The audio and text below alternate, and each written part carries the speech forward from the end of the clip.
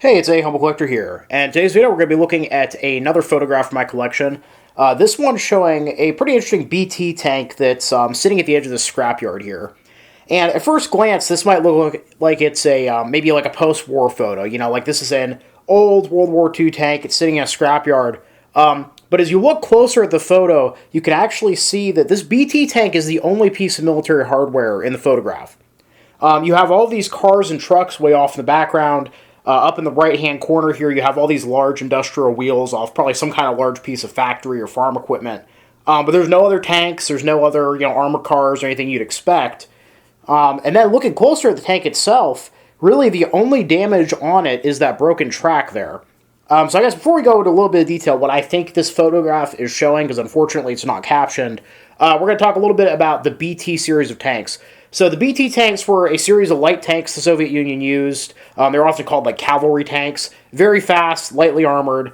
And there were three main models that the Soviets had. The BT-2, the BT-5, and the BT-7. Now there's slight variations among those three. Now, based off of the shape of the hull, particularly the way that it kind of angles off there at the end, this looks to me more like a BT-7 than the other two models. And that would make sense. The BT-7 was the most mass-produced of the BT tanks, with about 5,500 produced over the course of the war. Now, what I think this photograph is actually showing is a BT tank that just so happened to get knocked out in a scrapyard. And there's a few reasons why I think this. So first off, the only damage that we can see from this angle is that broken track. Now, it's possible this tank is mangled on the other side, but given the background, there aren't any other destroyed military vehicles here. I kind of find that unlikely that it was destroyed elsewhere and then dragged here. But also, look at the way the hatches are popped. So the top hatch, you can see, is actually angled open slightly. And then there's a rear hatch there that appears to be either missing or it's opened in such a way that we can't see it. I'm not sure how far around the hinges on that we're actually able to swing. So, to me, what it actually looks like happened here is that this BT tank was traveling along by the scrapyard, and either an aerial bomb exploded or it hit a mine, or something happened, essentially, that it threw that track.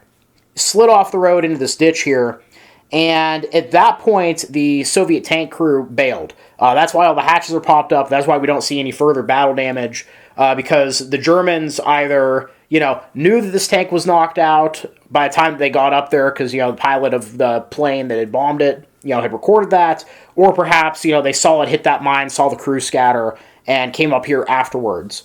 But it's actually kind of fitting that it's already sitting in a scrapyard. Unfortunately, a lot of the tanks that were destroyed or damaged during the Second World War, and even a lot of the ones that were perfectly intact, post-war would end up being scrapped and are now gone forever. That's why a lot of these tanks are so rare today.